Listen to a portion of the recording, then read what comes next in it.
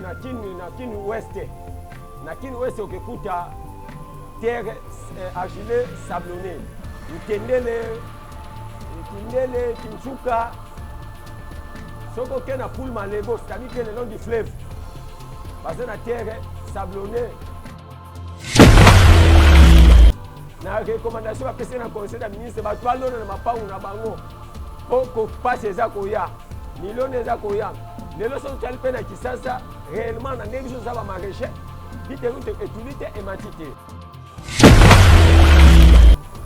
Tant au thé amandement de fond au tel d'abou au rôle au thé mabélé aussi son au thé engrais net ni kadika to tito na to fait manque au thé fait manque aujourd'hui son au thé mwani yangu le kosu au thé aussi puis mabélé mais mabélé wana entre sol yase nani le kolo couche mabélé le ko zakaka entre 7 cm à 8 cm et ça te yo thé filmé awa aujourd'hui mabélé tala awa.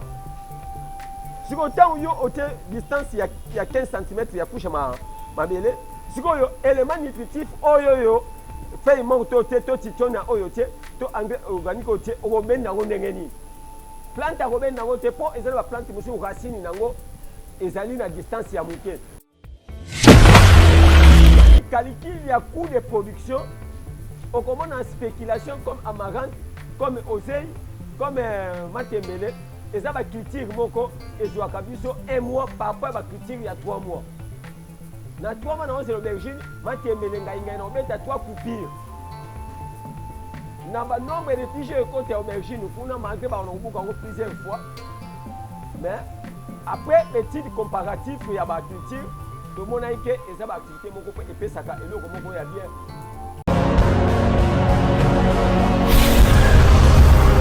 Correcteur News TV, Awande correction, il y a ba news tout. Donc Awande, on assure quoi. Suivez Correcteur News TV pour avoir toutes les informations crédibles et fiables. Correcteur News avec Yemoko Rachou. Rachou, la caramel, check.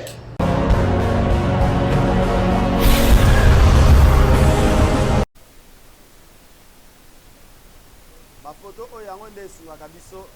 Tokoyeba nani azalaki wapi. Cameraman azozwa. OK. Nazopesa FM Gravique. FM Gravique. FM Gravique.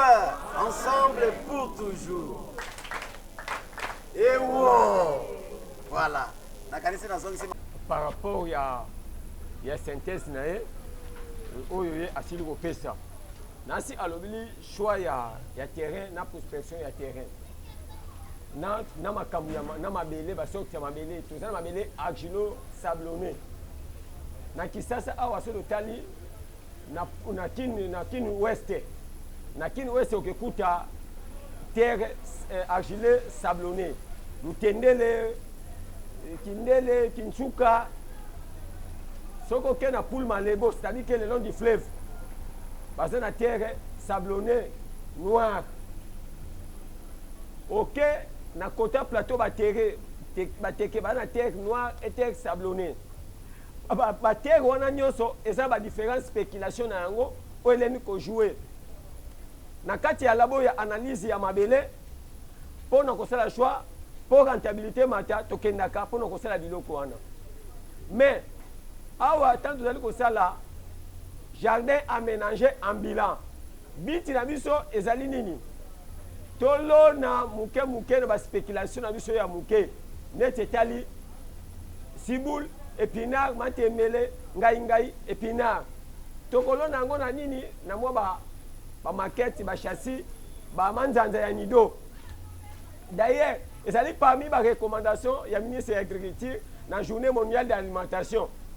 Abimboka na biso eza na crise na recommandation ba pese na conseil des ministres ba to lona na mapangu na bango pour ko passe eza koya millions eza koya les leçons telles peine à Kisasa réellement na négociation za ba maraîcher bite route étudiante et matité wana ezali entre parenthèses nazali kozongila mwa muke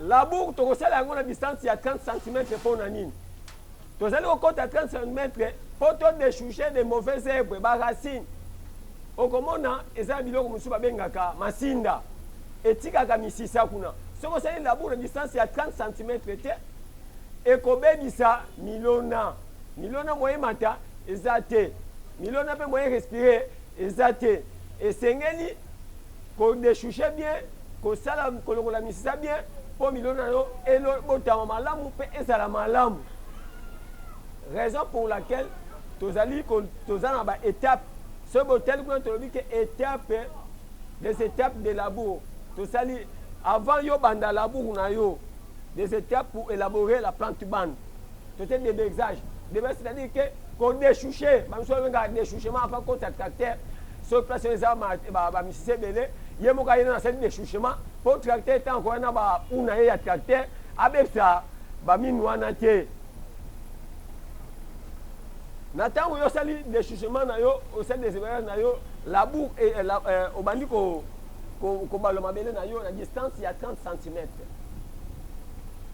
il faut que suivre sens ya moi ntango ozali kosala mikano mpo na nini plante nyonso aza na besoin ya moi ebimaka na leste ekelalaka na l'ouest pendant transition aza kosala aza kokende milona mpe eza kosala nini eza kozwa moi milona mpe ekokola malamu wana toleki na étape wana ezali comme une synthèse papa oyo ya maye oyo agronome asile koloba mpo ye aloba ndenge na mongongo ya moke soki otire ma attention te okoyoka ye mpena bien te mais eza ndenge na alobilaka mpo aloba na mongongo ya se bon alors tozali sikoyo na étape oyo tozali kokota mpona kotala papa oyo ya baminute oyo bapesi biso mpe papa oyo ya temps tozali kokoba mpona koexplike tozali koloba sikoyo na étape oyo tokoti na koloba fertilisant du sol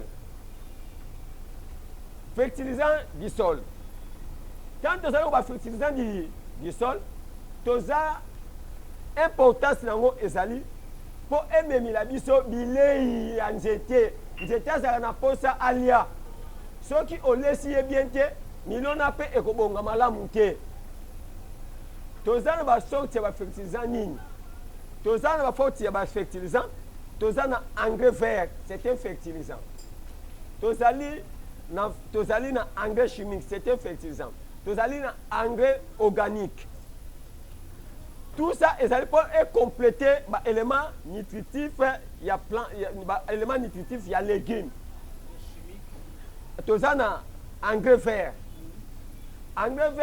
toza kolobila so tobengi engrais vert c'est-à-dire que oyo bayebi korela oyo ezala so ozoki okati makasa wana otie eza ba engrais vert soki otali mikadikadi oyo ebimisa bafleur ya jaune ezali engrais vert soki tokoti na engrais chimique tozali na NPK 1224 tozali na NPK 1717 tozali na NPK 1224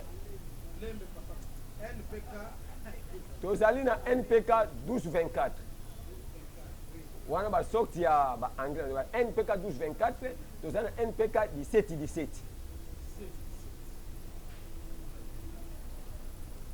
tozali na engrais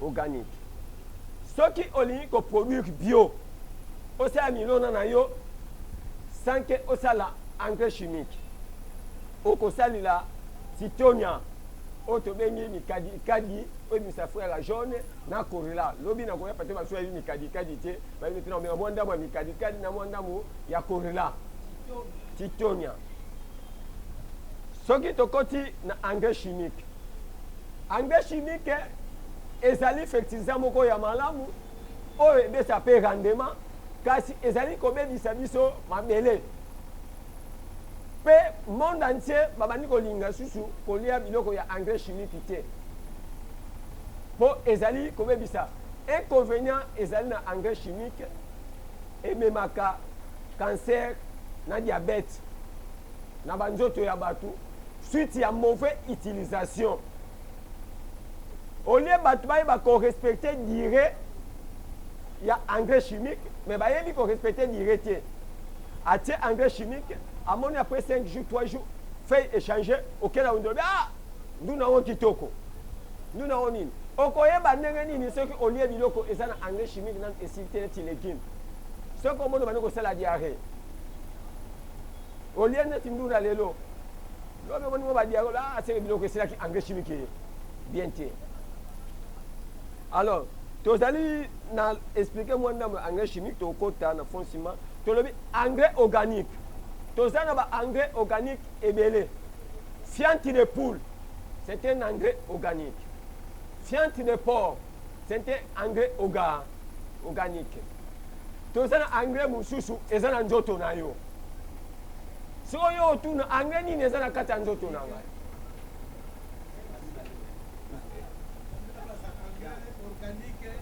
Tozali na engrais organique toza na fiente de poule. Fiente de poule donc nie à soso. Fiente de poule, fiente de porc. Fait tozali sur na bouse. Bouse ezali nie ya ngombe. Hein? Bouse. Nie ya ngombe to michopo ya ngombe ba nie etikala na michopo na ye. Wana pe basalaka yango. Nasima tozali susu na fume mususu ezali na kati ya nzoto na yo. Otu na fume nini ezali na kati ya nzoto na ngai. Nyei oyo ya biso ya bato. Na masuba ya biso bato.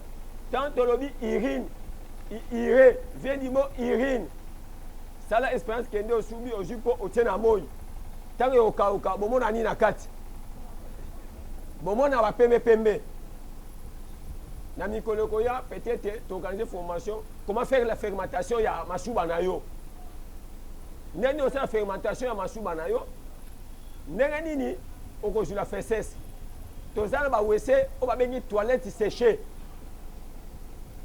C'est-à-dire que ba wese wana ekota masuba te ekota kama ite ekota ka centre. Soki poche etondi ezaka bloqué pendant 6 mois pona ko tiwe ba microbe nyoso ezali na nyei. Masuba to faire la fermentation nango pendant 45 jours pour eboma pe ba infection ezali na kati ya masuba sima to kote na application nango.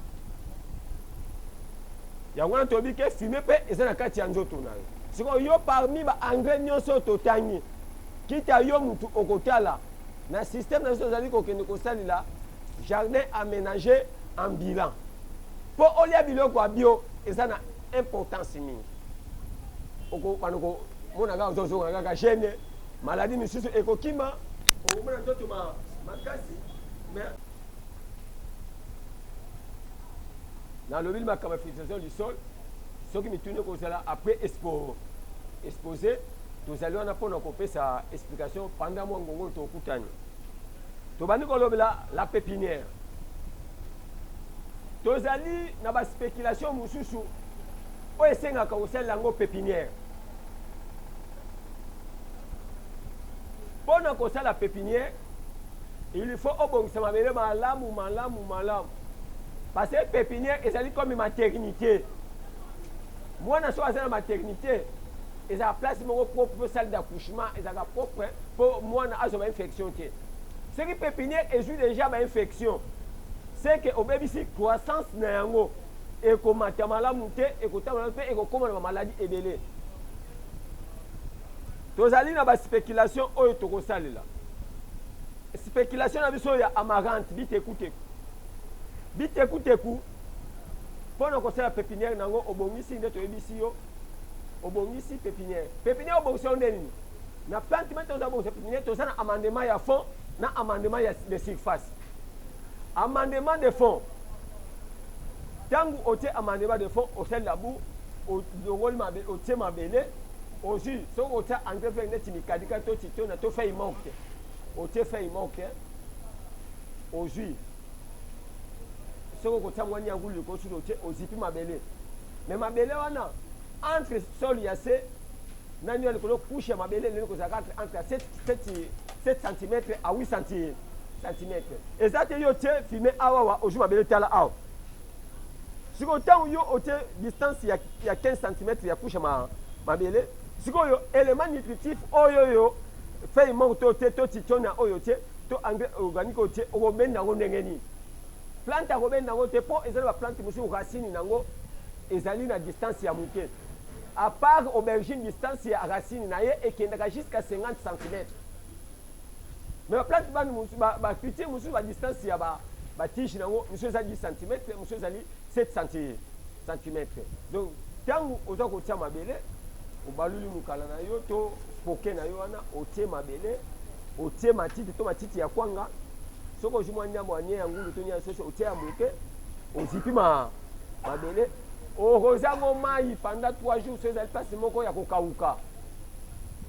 Soki eza place ya kokauka, yomba la moko temba moko bwaki, osutuka omona ke biloko eza obima bien te, eza obota bien te.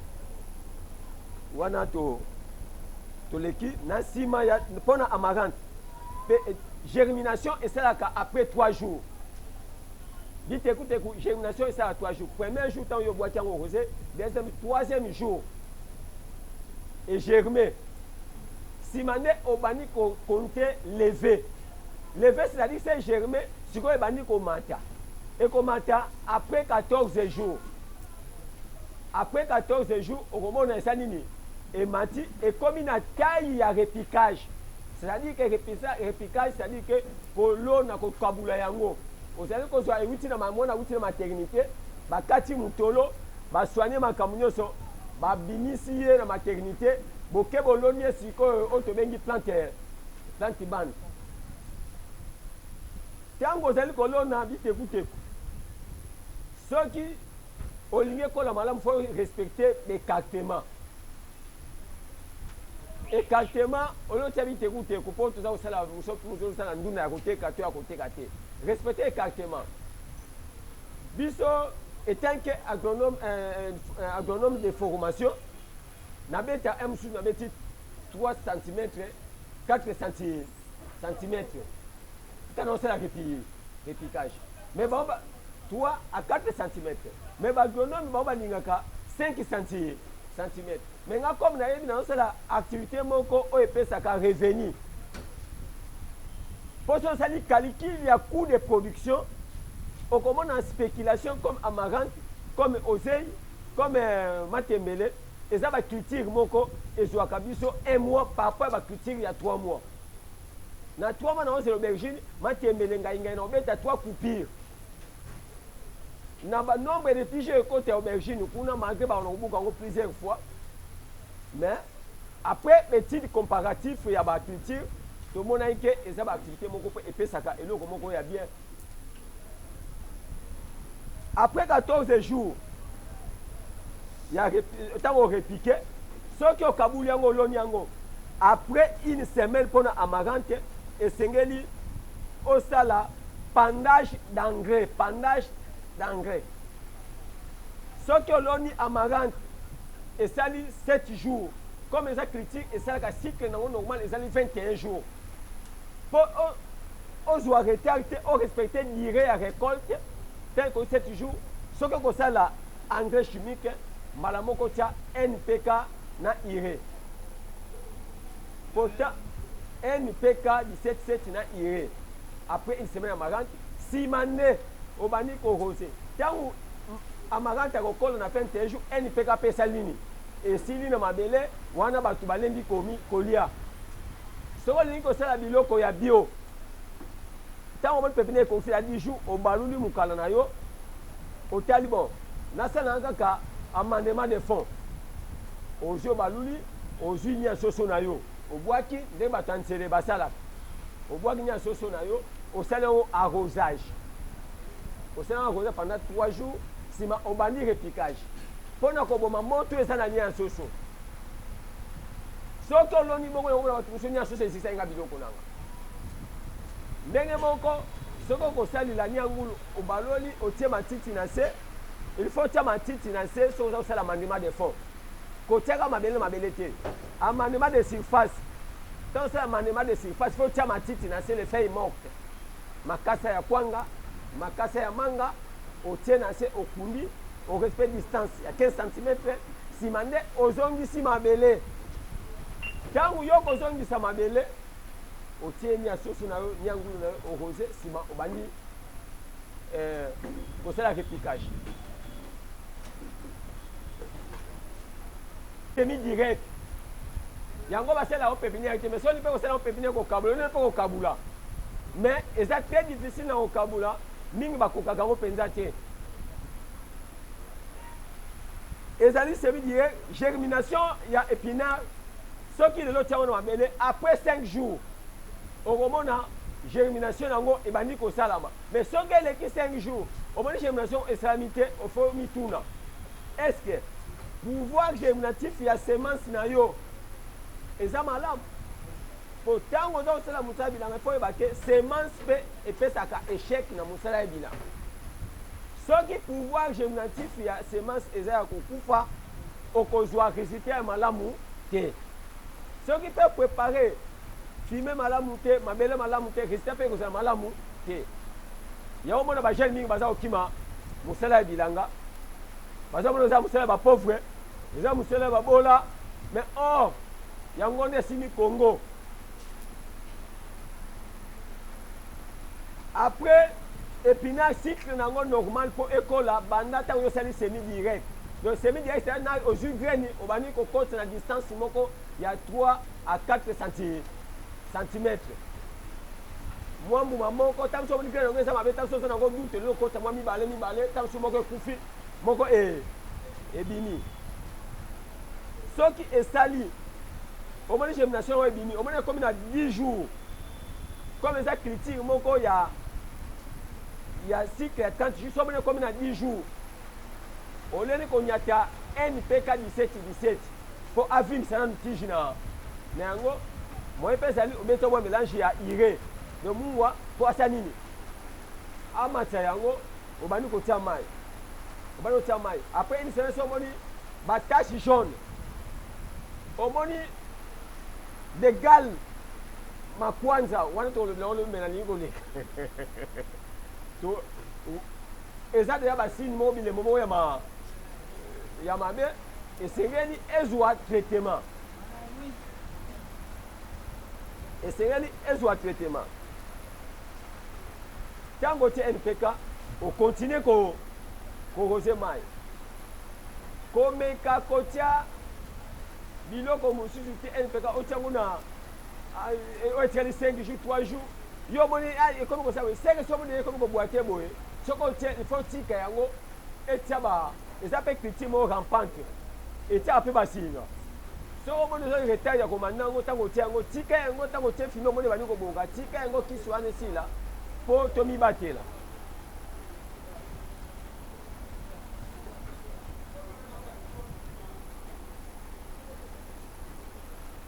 tozali kolobela spéculation ya ciboulette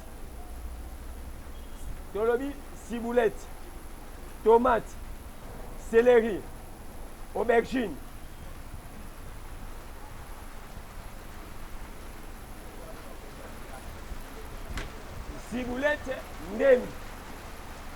ciboulette tobi ndembi tomate mama baoyoka te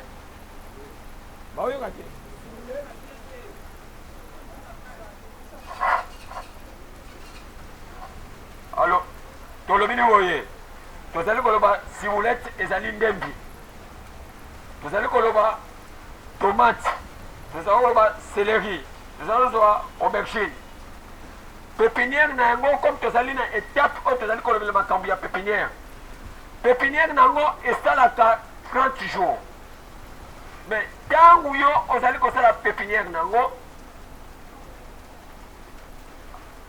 tolobi pépinière na yango esalaka 30 jours pépinière na yango ntango obwaki pépinière ya ndembi ya céleri ya tomate na aubergine esalaka 30 jours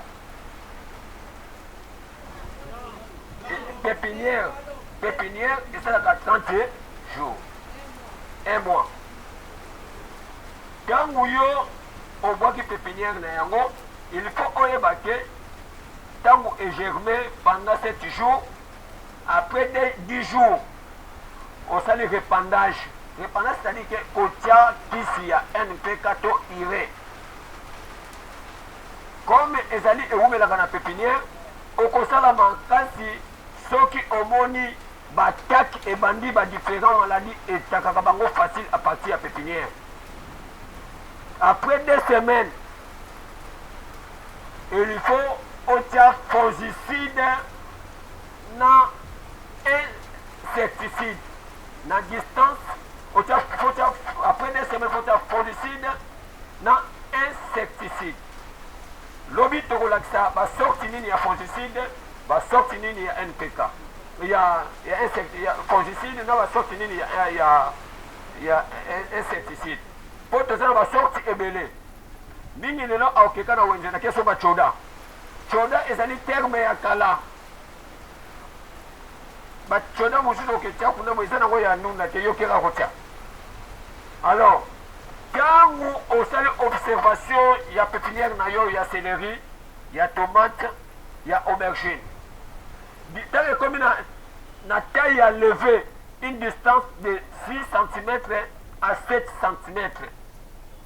Dans le commune na taille à 6 cm à 7 cm, wana et coquille pour osala repiquage.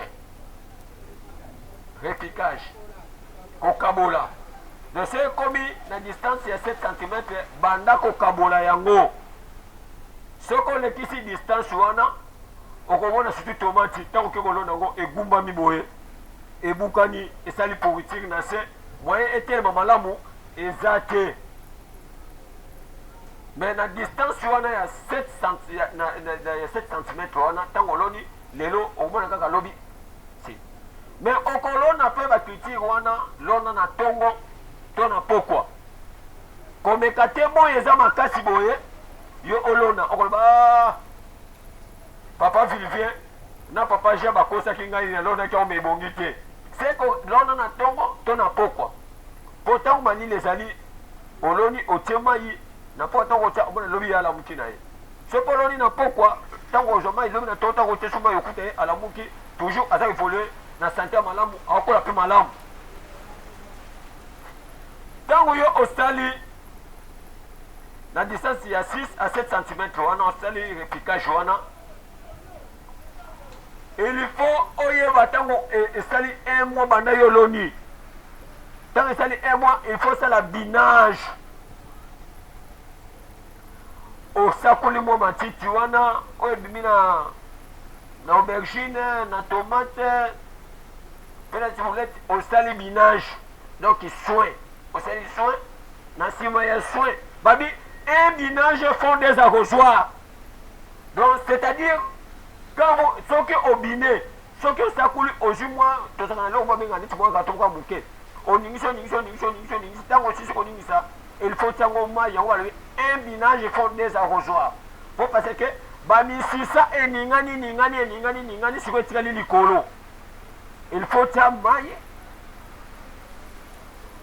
Si vous avez un tongo, ce que vous avez matière organique, vous renforcer pour ça va critiquer beaucoup.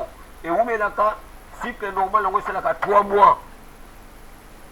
Yango, c'est là 3 mois, tomate, aubergine. Tomate, aubergine, bana pépinière, si on va dans le bouca, et que ça là 3 mois, 3 mois, on va dire que je vais mais même si on te donne une dème, il y a ça là. Un mois na pépinière, ce que l'on y est après un mois, on va nous tirer soin. Deuxième mois, on va nous bouca na bouca. C'est le ripé, dès que on s'est là, un mois na pépinière. Tant que l'on y est après un mois, après 3 semaines, on s'est soin, c'est un peu va nous bouca. Dans le but, pour la aubergine, na tomate, ce qui a coqué, c'est un mois, tant que l'on y est, il faut ça la binage, na répandage d'engrais les sous pour renforcer pour ça va petit moko elingaka fumer belé pour ça va petit moko net na période en boula aubergine tomate elinga place ya mai mingi te soko tia place ya mai mingi ekobota pe malamu te pe elingaka fumer ebele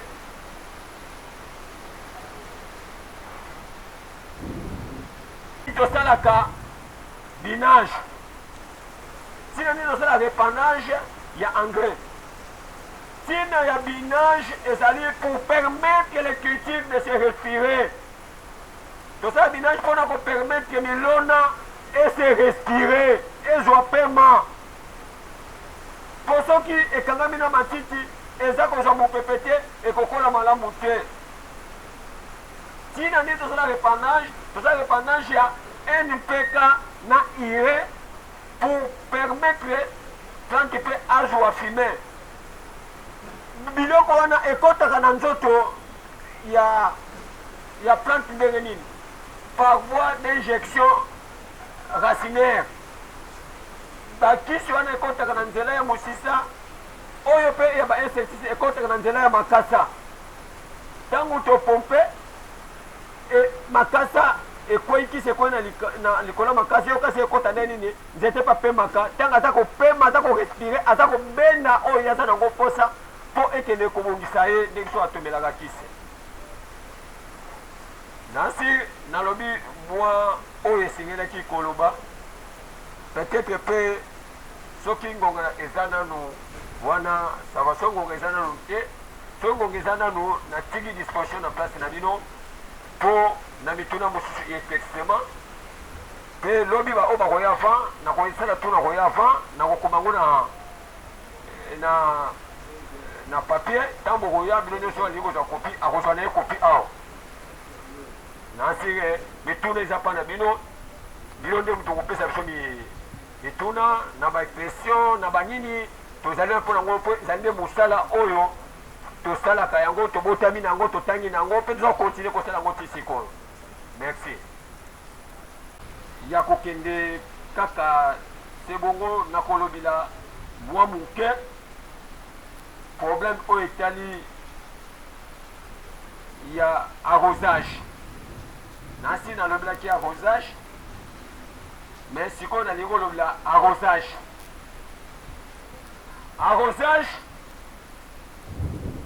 ezali eloko moko monene ezali neti ndenge tovandisaka mwana nde tosokolaka mwana toza kosala arrosage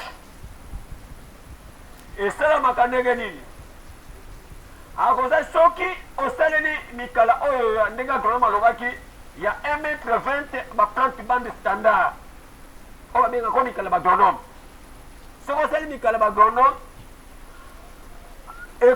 mpo na arrosage oza na facilité mpo okotelema kaka boye ozali kobwaka kaka mai na yo librement mpe mikala oyo mpe ezali ya 1m20 soki ozali kosala légume ya commercialisation tozali kobenga neti ozali kosala milona ya koteka po biso tokosala ya biso moko mpe ya kolia mais ere moko mpe so bimemeli okoteka te okoteka fo yo mpe orécupere cestadire ke arrosage no fo oyeba ndenge nini yo okosala arrosage esalamaka de 6h à 11h mais 11h mpenza eza beaucoup de risque sur journée ezali moi mais de 6h à 10h olingi kostoppe arrosage soki omoni moi eza makasi zela arrosage na yo soki espace eza ya monene jusqu'à 15h obandi arrosage na yo kino 17h soki omeki korose mai na su ya moi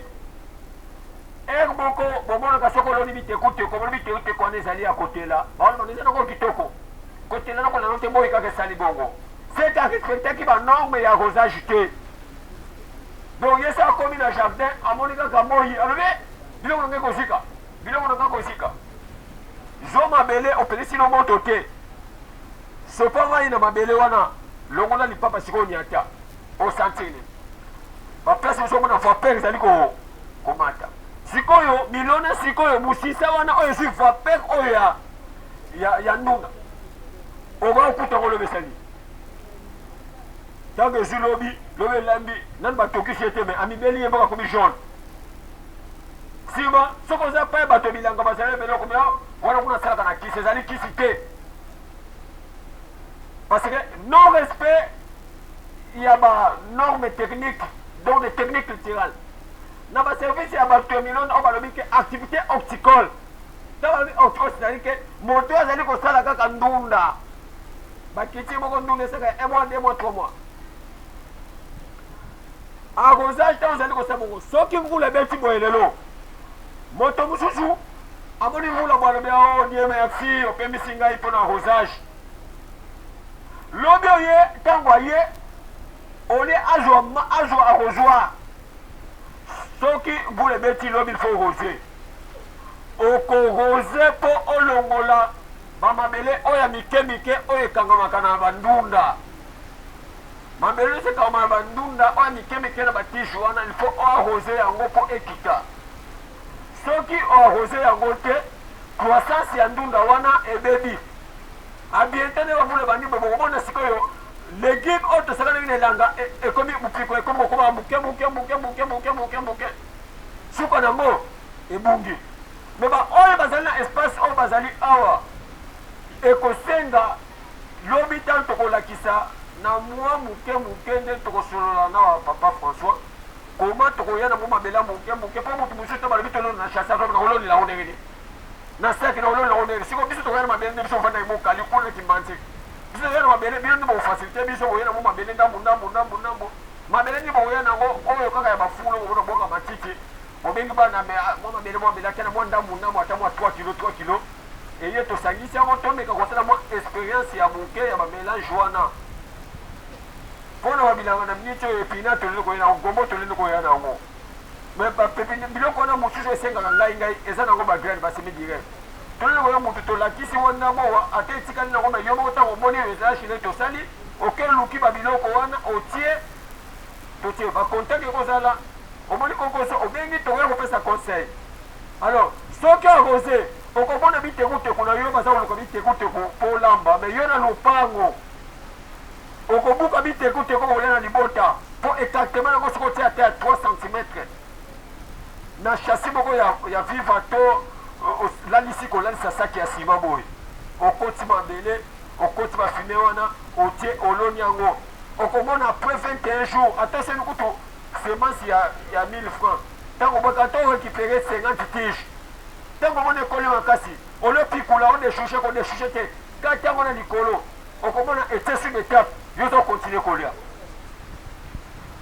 yango wana par rapport ya arrosage toinsiste mingi mbula ebeti lobi kende kotia mai osokoli yango omoni mpe mabele nyonso esokwami ntango omonaki mai ebetaki ebele yo osokoli yango lisusu yo ata 2 jours mpo betino mwa kaka mpo soki omosanti ke mai ekotaki ebele mpo mai elesaka mwa kokita lisusu ntango orenforce lisusu okomona milona mpe ezali koprogresse bon tokokoba mpona mai mosusu oyo tolemi kolobela problème mosusu tolemi kolobela problème etali ya nazongi mwa moke ndenge nini olani koformule malgré notion wana ezali prévu te na kati ya formation awa me bazali kovolatize yango kaka mpona koepa moko alobi na plantation nango na plateau bateke mais aza na facilité ya kosala composte ndenge nini osala composte mpona na plateau bateke il faut azwa korola azwi masinda azwi titonia atimoni libulu meme distance ya 1 mètre ntango atie liboso matiti azwi mabele atie soki amoni place akozwila meme banie ya ngombe ezali to banie ya ngulu ezali atie na likolo olani susu matiti otie susu nia ngombe to nia soso otie ti distance moko ya 1 mètre nekoka otie mwa nzete mo na kati ya likolo ya mabele wana oza kokozango mai moko somona edimine ozwi pawu obaluli yango ti ekokoma fime moko mpona kosalelaka bobergine papoke mange bino plateau bateke bolingana na bino aubergine bolingana na bino babiloko wana te nazongi moke bato balobaki ndenge nini nie to ire baleli kosalela yango malgré jour ekozala na konime eloko wana ire okosalela yango après 45 jours bino nyonso na bandako na bino bosubaka masuba bokosalela yango après 45 jours soki ozala mikala ebele to bilanga minene neti na plateau bateke tomoni place moko nzete ya manga wana ebimaka bien te savuka na yo ebotaka bien te biloko oyo nyonso omonaka te eza na difficulté ekwesaka bafleur otimoli na circonférence nango ntango masuba wana ekosikanga 5 jours ozwi 5 litre ya masuba wana obwaki na se ntango kobwaka na se osopi mai bani kosopa mai na moment oyo etie fleur okobwaka yango na moment oyo nzete wana bani kota fleur osopi wana obandi korose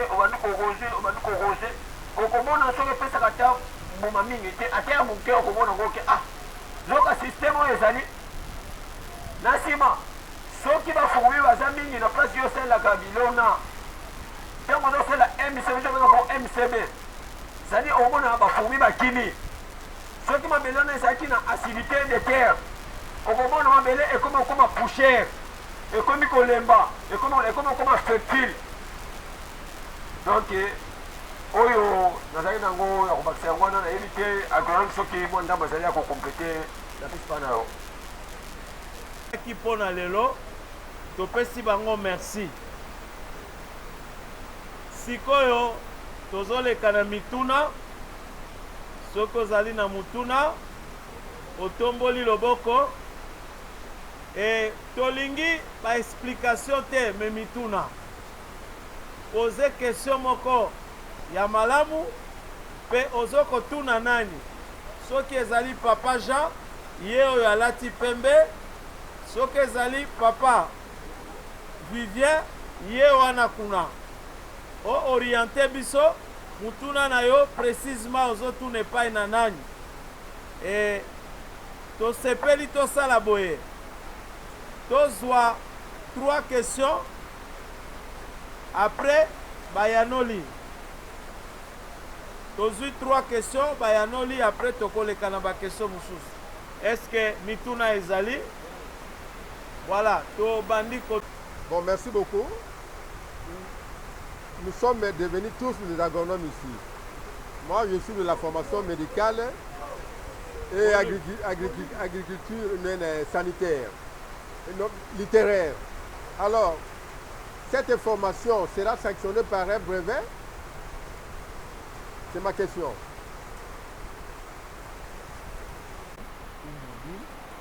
Merci. Ngai mama Dilondo. Ngai natuna ba papa oyo ateyaki biso liboso. Ponga naza mutu ya commune ya Matete. Na Matete awa ngai natuna biso toali na sorte nini ya ba sol. Pena ninga loba boye. Soki neti na bandi kosala bilanga nanga na lupango. Nakoki kobana na fulu na ngai moko lupango na tiango lokola fumier to na somba kaka oyo bazoteya biso awa sorte ya baengrais.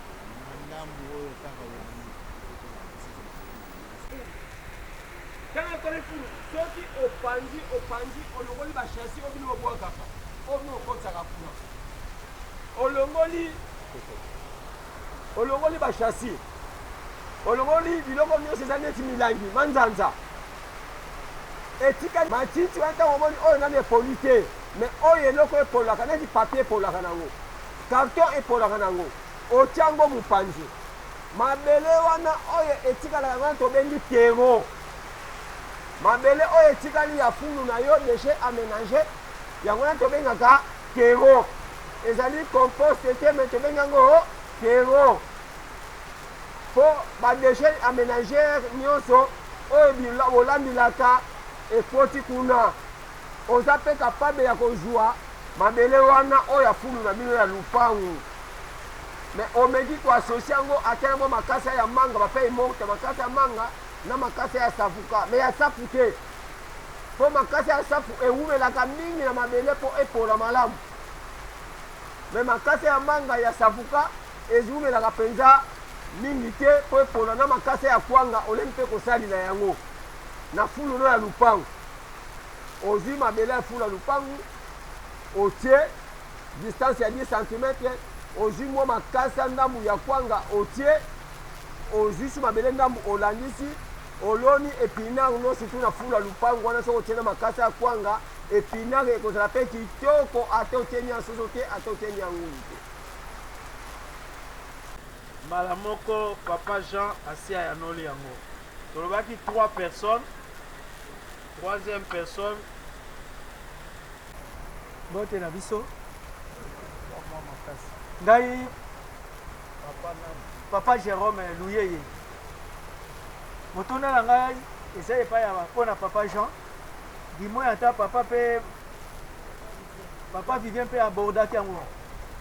Ezali par rapport ya ko préparer mabele.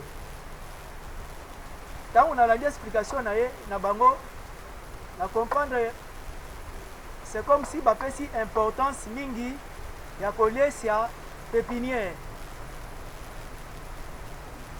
Mais si tant vous tokolongola biloko na pépinière, prenons exemple ya plante peut kosala 30 jours. Na pépinière esali kaka plante kosala 3 mois par exemple. Na pépinière esali kaka 1 mois. Ba garantie nini plante wana ekozala nango po ekola malamu na plate band, parce que plate band est préparé de la même manière que pépinière auto salaki. Papa Jean na papa Vivien va répondre biso na ma question. Après tu vas continuer, mais il y a moi tu continuer. Biso tu repères sa précision par rapport à la préoccupation à Liboso, il y a papa Nabiso Basile à Pesaki. Tu peux si malobe pas à papa Vivien à papa Jean. La pépinière pour la nini, pépinière, les gens ezali donc sikamoko. Donc il y a des bandeli, il y a des graines tango donc graines tango ezo banda ko germer. Donc via ya nzete et bandi na pépinière nan. Au préparer pépinière na yo très bien ou enrichir ango bien. Au sali ango vraiment très bien au moni que non ba nzete est connu. Ce n'est pas dit que non, si quoi le gola enrichir pépinière terrain oyo yo komema ba sujet na yo ba jeune plante na yo wana kotika ngo boy non. Et ça dépend ya culture oyo yo ozosala. Par exemple, on a aubergine, gombo, ba biloko mosusu lokola tomate et puis bandendi.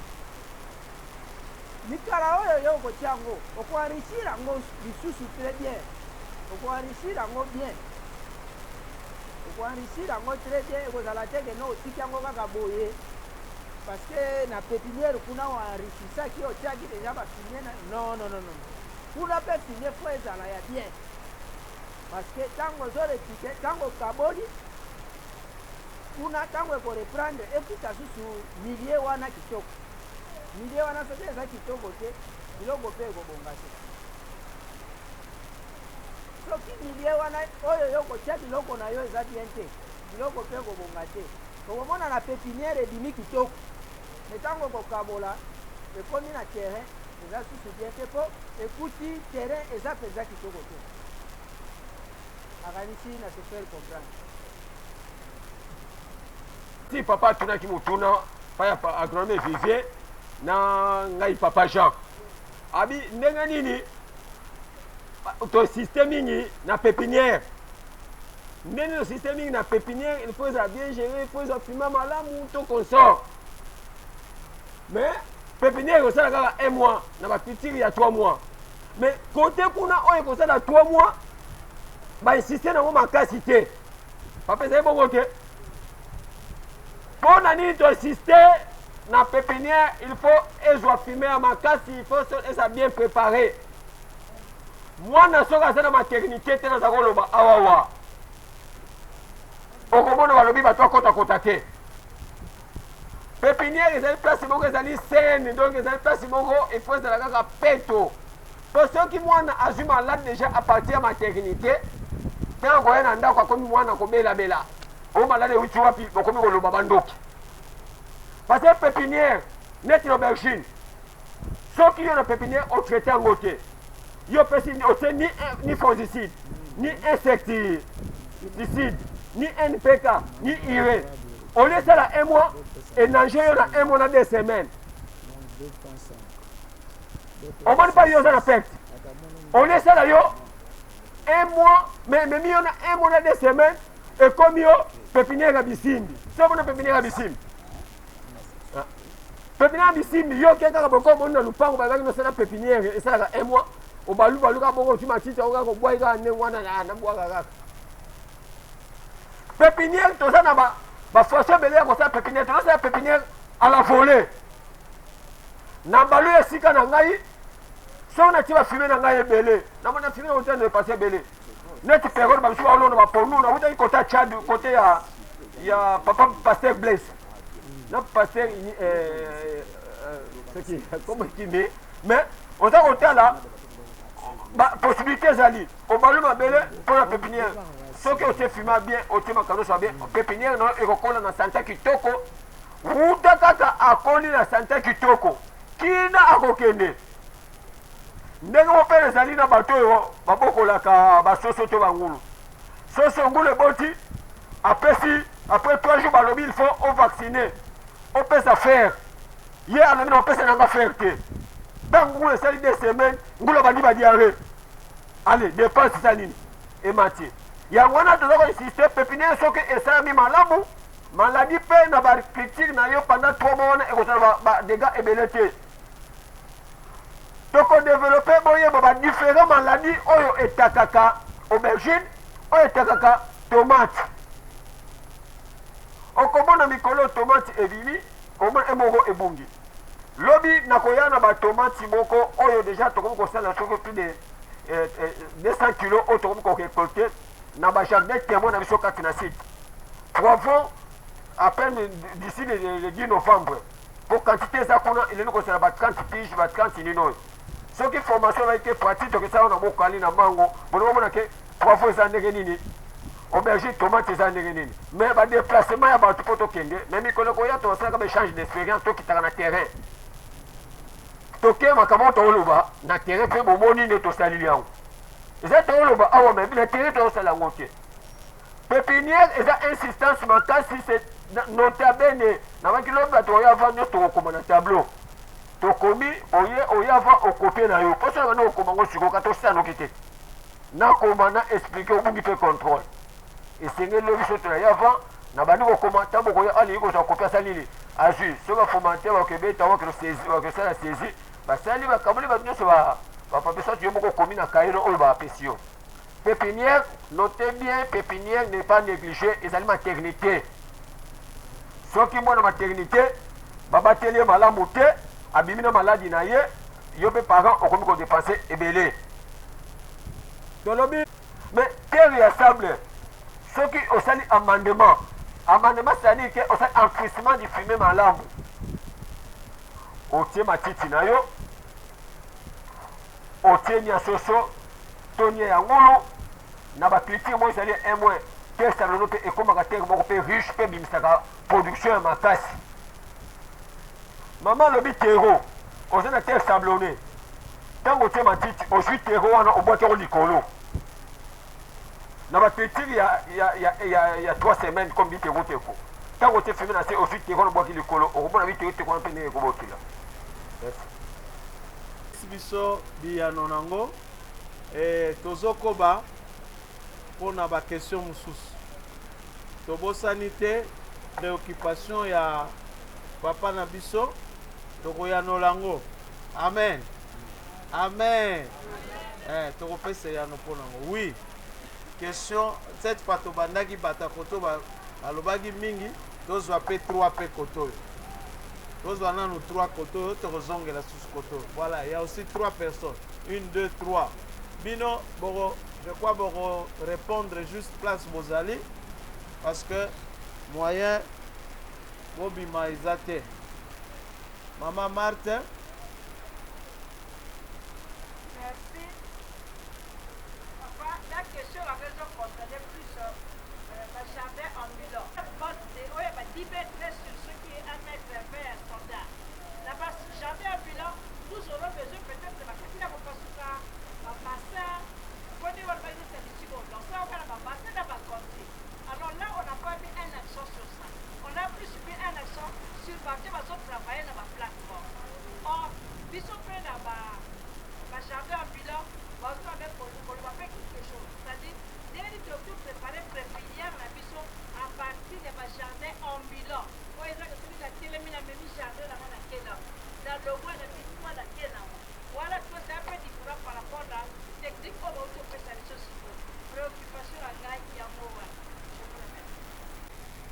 alobi que tozala vraiment na cadre ya formation. Formation na biso eza ko concerner jardin ménager ambulant. Akoki na bilona na ye azotambola nango. Ake nango kote alingi alongo oyebi bato mingi na Kisasa bazofutela ekomi ke achange ndaku ndeni na kozwa na bilona na ye ake nango. Alors alingi botikala vraiment na cadre wana bolakisa bango ndenge nini kosala na domaine wana. Ezala fumier parce que ba plate bande milai ekozala te. Eza saki, eza pneu, eza cantine, eza bodon. Bozala un peu pragmatique na côté wana. Ndeko kuna atuni alobi kaka na même cadre ya jardin ambulant sol nini mabele nini oyo tokosalela par rapport ba mabele oyo nyonso bolakisi biso awa. Voilà. Oyo mususu ya papa Feli, merci beaucoup. C'est un encouragement à jouir connaissance et c'est très bien. Donc vraiment ma précision et ma question en moi. Donc ça vraiment borné sur jardin ménager ambulant. Yango wana penza. Donc jardin ménager ambulant wana eza lokola ndenge tozoloba okoki ko déplacer na ba biloko na yo oyo loni. Lona na yo oloni na kati ya sac, oloni na panier, oloni na pot, oloni peut-être na linzanza. Oloni na linzanza okoki ko déplacer na ba biloko na yo wana. Okosala ndenge nini? Okozwa mabele. Mabele wana ko enrichir yango. Oko enrichir yango. Ko enrichir yango très bien. Ndenge tolobi okotia ba fumier tout ça. Osali ba mabele osangisi fumier. Otie na kati ya sac. Otie na panier. Oloni sima nango nde soki pépinière otie pépinière. Soki bilona otie en place définitive oloni. Eza penza bongo. Oloni soit otie na place définitive. Biloko na yo otie na kati ya panier, na pot, na saki, na market. Okoki ko déplacer yango soki eza na ombrage peut-être ndenge mbula ezobeta boye soki elinga mbula te okotisi yango quelque part. Soki moi ebimi lokola ba milone elinga moi tiango na moi après avoir kosala arrosage na yo eza ndenge wana kozela nanu moi ya makasi te eno moi ye makasi mabele échauffé yo oketia mai wana lisusu moto ekomi lokola mai ya moto ekoriske ebebisa ndenge papa ja otoroba ekoriske ebebisa ndeke eza bon. Maman Marc na frère atuni makambo ya terre sablonnée argilée terre noire na terre naturelle surtout. Bon atuni question wana ndeni toleni kolona na terre sablonnée na terre argilée na basoti ya terre na terre noire na ndenge na lutai kopesa espoir bana pale pour tout moment Marc na baterre wana tolobaki na Kisasa awa c'est la recherche na biso. Tant que c'est la faculté d'agronomie, il y a une laboratoire d'analyse des sols et détecteur qui dit que sont totalement pour malebo. Sont totalement pour malebo, c'est-à-dire que le long du fleuve, n'engue keibo ici, bah côté à Malukufuna. Et ça dit que très fertile. Pourquoi est-ce que très fertile? Parce que ebalewana, ba matite, ba fumée. Basalite nyonso tangu eyaka ebwaka maka na pembeni ya ebale tangu elangeye mai ezongi okomona baobenga bamama ya ngwele tangu baza kolona gombo kuna okomona gombo eza kobima kitoko bite yote kitoko batembele kitoko ezali terre argileux sablonnée okomona mabele yango soko osimbi yango mona tizelo ya kotongela ndako mpe babiso bakezwako batongi mpe ndako. Mais pour comme il s'en terre fertile, il faut te donner un amendement. Est-ce que ces terres sont pas amendées? Non, on peut adopter. Oui. sikoyo sole mpe balingi kokorige yango mabele oyo eza feti te bakokorige yango ndenge nini yango wana tolobi okotia matiti ya soti ya kwanga matiti ya manga ya savoka soko moni te ezali argile soit sablonné salila mingi titonia to korela wana ewumelaka te mpona kokorige mabele eza neti engrais vert ntango te okosutuka mpe boye na 21 jours wana esili mais avocat makasi ya kwanga il faut oluka otia apport ya fiante de poule to fiante de porc donge yango wana okomona sikoyo résultat ekozala positif terre noire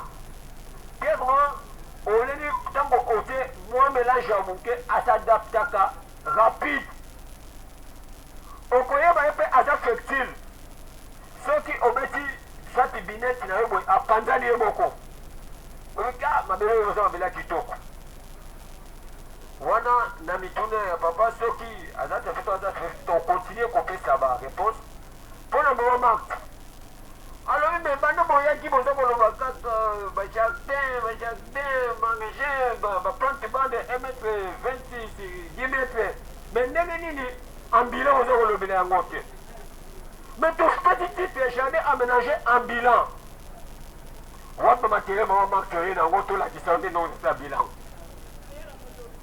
kasi tolobaki topesi programme kuna tolobi lobi esika tokoloba moke nsima tosali pratique mais bafoko facilité biso tena bande koloba exposé na biso wuta bokali mais lobi nakoya na échantillon ya fiante de poule nakoya na échantillon ya bouche de na bouche ya ngombe nyangombe ya bouche nakoya mwa échantillon na quelque soko toza nango kuna nakoya mpe na échantillon ya fesses na MCB masuba oyo ezali déjà fermenté bongo nango botala so na ye mpe na explike bino te nalobi eloko te natie kaka nyonso wana moto ata explika oyo nini masuba okoyeba oka mpo omona ngo mai misu mpe so nalobi te occasion insecticide na tobe bilona na ye na molangi insecticide obengo insecticide mpo ekomela décomposé mais sikoyo application nango mutu nini alingi te tana beti application nango aokima yango mais biso comme toza na site agricole nga naza présent site nayebi na kati ya site na ngai oyo apolisaka engrais chimique oyo apolisaka bio oyo asalaka boye nayebi soki mpe nakomi na site yo kosi bapartenaire baye balobi ke toza kolinga toyo wana bapolisaka bio kosinga napolisaka bio na tokanga yo tokoyeba ndunda ya bio tokoyeba mpe ndunda oyo eza ya bio te po toza na mwa petit expérience na baformation kandi tokota na bino lelo na jimwa ndambo lelo na jimwa ndambo lelo na jimwa ndambo kota sekomba biso okomi na bio na biso olobi na oluka petit poisson obomina na kuma papa jean na oluka petit poisson baoyebisa petit poisson komo so oyebi lio papa jean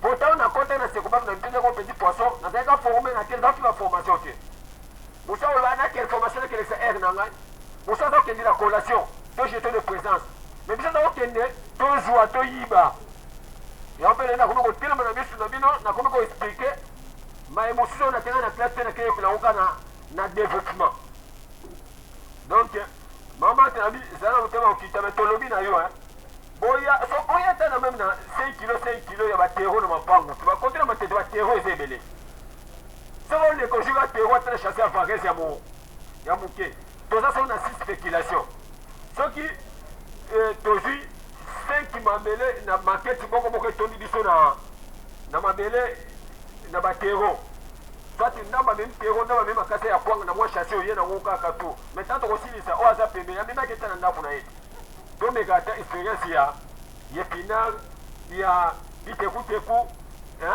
biloko toyebi eza semi direct so mpe germination ya kosala pépinière ya bitekuteku tozwi gramme oyo ekokota na chasse wana totie gramme wana nde totie gramme soko mona ebimi distance makasi bende mosusu obwaki yango kaka mpo ekola nango kaka wana mpo okitaoso mpe moke faso moto aza pembeni ntango ebimi kaka papa ja ebimaki toye totali yango mpe boye tobibenda opesa baninga mosusu nasi topesi mwa explication je crois mama nyonso ya fm graphique na moment portin ntango ekoya on peut faire la pépinière chez nous. Tant que une formation joue à Souka, si on va préparer le matériel là, on va resaler là. Tu es dans la pépinière, ah bon, l'autre on a tongo, mais on a aussi ça. Na téléphoné, il y a déjà la pépinière on a moto. Tant qu'on y est, on a au Kaboul, on va toquer au long. Ça très pragmatique. Alors, lobby, tu as une démonstration. Lobby, tu vivre en haut. Question Moussou Cezali. Pour nous Poussani, je crois que question Zara Moko, deux ou quatre questions et puis tu peux aller vers la fin. Dans mon anti formateur un bazoloba, il y a des fois banaki ko jeter coup d'œil bazana ba papier. Alors suggestion dans un niveau que fondation en collaboration na ba formateur ceux qui va ko en place pour na biso ba participants oyo ko ko za la support. Parce que parmi biso ezali bato ebele bazali du domaine bamusu baza du domaine te, mais après avoir participé dans la formation toujours comme automatiquement du domaine. Alors ceux qui moyen koki kozala fondation en collaboration na ba formateur batua en place pour na biso o ezali support et koki kosunga biso malamu. Merci un peu, suggestion Nazala Inango. Bandeko, vous supportez, pardon, pour la question supplémentaire. Question, ils arrivent pour la Papa Jean. Bayebisi biso, dans Moutoza Kolona, il faut tenir compte de la position du soleil. Les mots, ils ont bimélana, ils ont kénékolala. Mais tu mets un peu les solos, il y a disposition, il y a des terrains. Tu mets des terrains sur la place, il y a pente. Si on a un moment où on a un terrain, il y a pente. Qu'est-ce qu'il faut privilégier?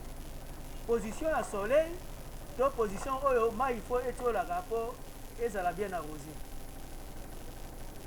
Si papa il y a terrain, dans ces matières où agronome Vivier a expliqué. Mais comme nous sommes pas dans nous tous nous sommes des agronomes de formation. Dans la matière de bien mais on a expliqué ce qui passe dans le côté, on a pas à bâtir. Tout ça, dans la terre, pente douce, pente forte. Quand on parle de pente douce, tant qu'on a au kita, on a ça qui bilangana et taboy. Tant qu'on tient bilangana boye. Quand il faut tenir compte du soleil. Tobi est, l'ouest, nord, sud. Quand vous êtes aboyé, yo aujourd'hui, quand il faut tango boye. Pourquoi na yo bongo, songa na matière na bien so le bilangine mais ngana ebila ngo. Autant na sens aboyé pour pas teresa koya. Ma belle. Eza kotonda na ba rigole oyoko. Okotika.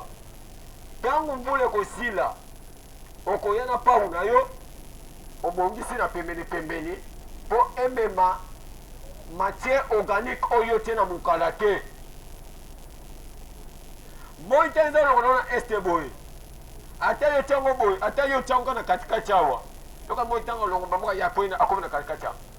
Mais tango ata ko pesa ba rayon soleil et tinga musika. Essentiel est à récupérer rien soleil, parce que la métamorphose, on est venu à photosynthèse.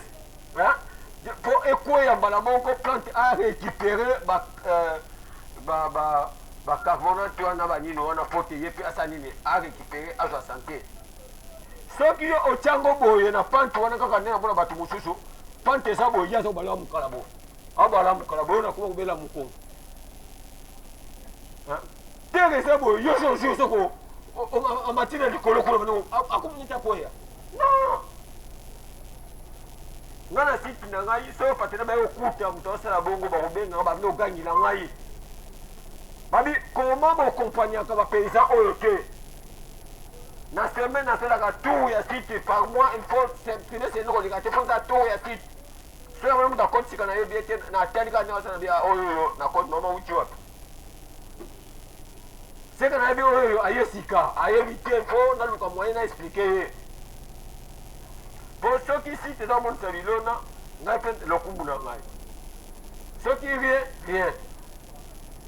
Te lobby, tant que yo otie boye, on doit protéger plante pandinayo, on doit protéger. Bah fumer oyote, oyo dépenser mongo pour otie bah fumer wana. Mais si on a pente, fumer nyoso, matière nyoso, et tei, au bon kaka, et teli nango. Et ça okola nango te. Oh, moi c'est là que je vais faire le lokuta. C'est moi explication à moi, on a été à grand son botanique. Saboé.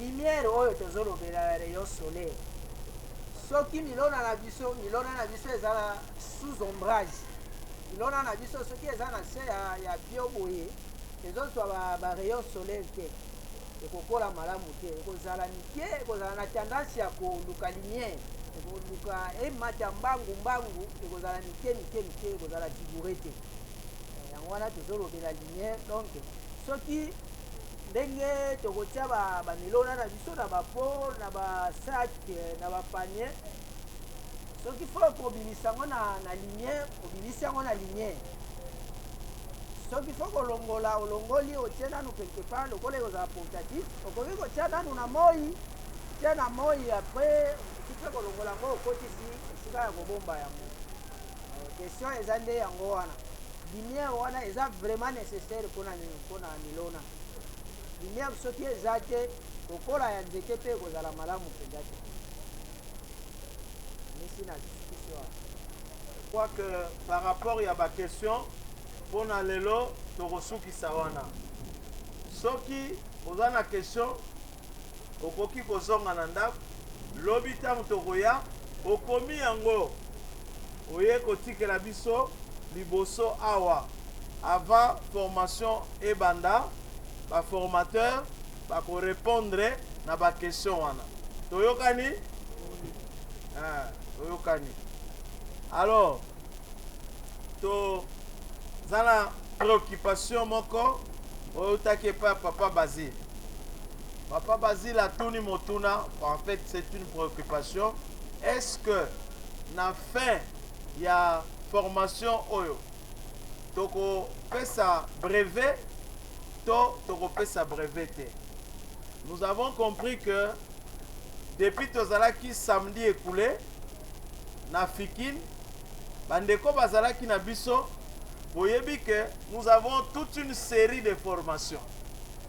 Toza na formation ya microfinance, toza na formation ya environnement, toza pe na formation mususu ya ba makala. Alors qu'est-ce que nous voulons faire? Pavé pe ezali, ya carburant ezali, tolingi tosala boye. Ole to banda kopesa brevet na formation moko, tozwi susu formation ya carburant, ya pavé, ya boye, topesi susu brevet ekokende malamu te. Nous préférons ceci.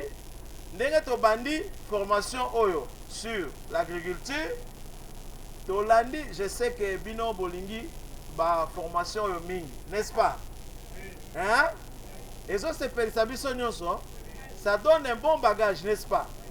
Alors, tant que Rolanda sous formation, il y a microfinance, de Rolanda formation, il y a carburant, il y a pavé, il y a environnement, il y a makala. Soit aussi ici ba formation en nyonso. Il y a encore besoin de la liste à présence ces années. Kobo sanate ko komara kombo na yo. Parce que quand nous allons finir, to kozwa sikoyo, batu nyonso balandi ba formation wana, to pesi bango ba brevet. Et kozala cérémonie moko kitoko, bino moko boyebi kande to sala maka. Et kozala très bien. To kotala peso ko bengisa pe ba konzi boyeboye, to ko bengisa. Bongo te? Alors tu encourages yo lokolo bandi boye kozonga sima ndenge papa Félix alobi soka yoki akorate te donc yo pe orate te soko yaki na liste ya 50 membres otolobaki déjà que obanda ko préparer pesa biso yango soki lelo yaki nango te oza déjà prêt na liste wana lobi okoki komemela biso yango. tolingi to soit photo moko d'ensemble et ekozala bien bote na biso lisusu. Voilà, eloko moko oyo esangisi biso, je crois que soki na politique basangani eloko liboso ezalaka hymne national. Bongo to bongo te. Mais biso toza na politique te. Biso pe toza na oya biso hymne national mais tobengi slogan. Oya FM graphique. Donc tokokende bisika te parce que nayoki papa uti koloba makambo ya brevet. C'est un grand événement oyo tozo préparé et kozala ya munene makasi parce que ya eloko moko pe tobosani te eza sortie officielle ya FM graphique. Voilà pourquoi tolingi que événement wana ekosalema makasi bino bozoza formation oyo po tokoluka pe toyeba yo po sali musala nini tokolandela bato oyo pe oformer bato wana pe tokozala na motuya na bango na posa na bango parce que biso tozo constituer famille moko. Alors soki tosangani ekozala pe malamu tozalaka na slogan na biso wana bato nyonso bayeba yango. Mais tosangani na bandeko mususu balobi boye slogan na biso ezali un peu molai soki tokoki kokende na ndenge oyo biso tolingeli. Alors bureau pe ekotaki na kati étude wana to retenir kaka biloko mibale. Ya liboso tozalaki nango tobandaki koloba devise oyo bomoni awa soki tolobi FM graphique tolobaka unité travail victoire nde ezalaka première phrase na biso. Ya mibale nalingi na répéter ngo lisusu ta parce que bato mosusu bakoriske babosana mais ya misatu tolobaka ensemble pour toujours. Alors bureau pe akotaki na kati étude wana babi papa tozobosana ngo mingi en tout cas tolingi ke ezala lokola slogan moko ezala mokuse tolandaka lokola pe toyokaka bino nde tango bureau esangani tolobi tokobanda koloba unité travail victoire deux fois ya troisième fois tolobi ensemble pour toujours. Balobi ekoleka malamu par rapport ndenge tobandaki koloba ngo soki tolobi deuxième phrase wana bato mosusu bazokangama bato mosusu bazotikala otolingi ezala eloko moko ya souplesse. Est-ce que bolandi tokoloba donc première fois soki tolobi FM graphique tolobi unité travail victoire. Deuxième fois pe tokozongela ngo FM graphique unité travail victoire. Alors ya suka yango wana kaka ezosangisa biso po tokabwanaka te tolobi ensemble pour toujours. Après tobeti maboko bofa papa tobwakele bango lokola ba fololo. Est-ce que bolandi malamu hein? Alors tokoki kosongela ngo donc totala vraiment en tout cas après sa classe po oyo pe azoloba pe azala pe molakisi totala soki vraiment auditoire na biso bana kelasi ya malamu pe ya mayele bazali. FM graphique unité travail victoire. FM graphique unité travail victoire. FM graphique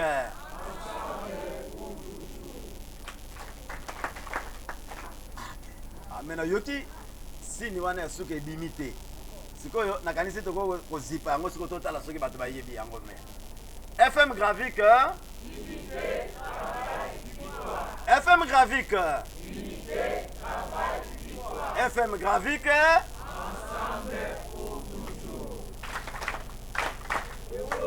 Très bien. En tout cas soki na examen sur 10 boko so moni penza ke auditoire na ngai bana penza baza mayele makasi. FM graphique unité travail victoire. FM graphique unité travail victoire. FM graphique ensemble pour toujours. Et wow, très bien. Voilà. Nakanisi que etika balobi caméra. OK. Nakobosa na eloko yote. Etika la hymne national na biso. Nakanisi lelo osoki tozongi susu hymne ya kala. Ezala bato bakoyemba ngo, mais ezala bato susu bakoyemba ngo te. Mais biso ezala bongo te bana FM graphique. Donc biso bana FM graphique toyebaka pe hymne na biso yango nde eza lokola slogan na biso. Eza nango pete. Donc na niveau tokomeli nango en tout cas ata mukolo oyo mama honorable grâce akozala awa a sentir eloko na parce que même yemo ko palobaka bi na moni bato pe bazobosana effectivement ndenge bandeko baleli ebongi malamu botalela ngo bien na bible na bureau kuna bolongola eloko wana mibale totikala nango kaka mibale ekosunga biso.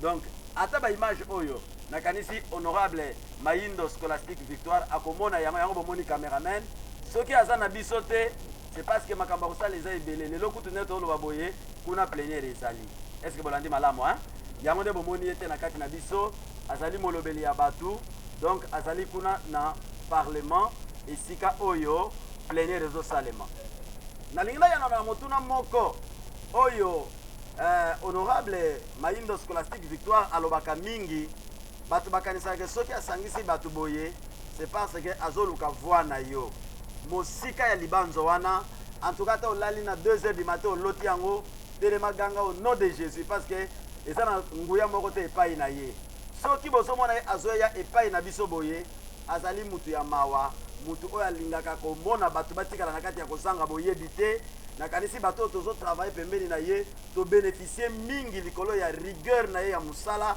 azali mwasi moko mpenza na kati ya mibali et je vous assure ata na parlement esika azali soki atelemi abandi koloba bato babetaka maboko samedi oyo eleki kuna ezalaki na dynamique moko je crois que bandeko bomonaki ndenge basalaki biso surprise na fikine bomonaki yango te donc balobi ke ntango ye alobaka afongolaka na débat na kati ya parlement ntango ye alobaka bato bazozwa na mabanzo mosusu makanisi mosusu ekimaki azongisaka bato alors eloko esalaki ke dynamique wana international des journalistes balanda ye bapesa ye trophée balobi ozali mwasi oyo afongolaka badébat mpe ntango olobaka opesaka bato matière donc baya koretenir 10 député kaka na session oyo eutaki koleka eye mpe azali classé na kati ya bato wana vraiment azali mutu moko oyo azovise voix te mais posa na ye ezali ke ozala na boyebi wana libota ezanga mwa ndunda kolia te mwa matembela kolia te tala akei kolakisa biso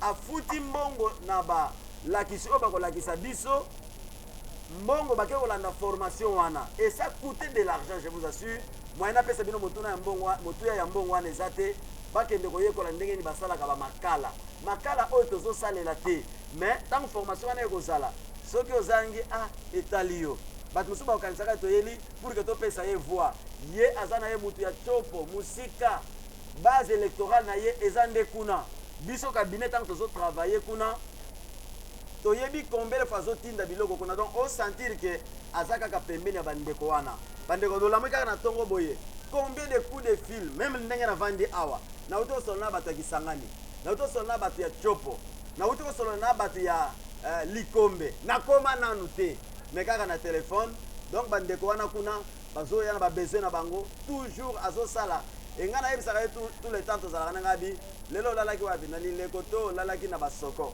omona bandi koseka parce que badoléance bademande ndenge ezoya azokende kaka koaccomplir vraiment nzambe sambelaka mpe mpo na ye nzambe apesa ye makasi nzambe apesa ye bwania donc susi na ye na Kinshasa ezali ke fondation mpe efanda bandeko mpe basungama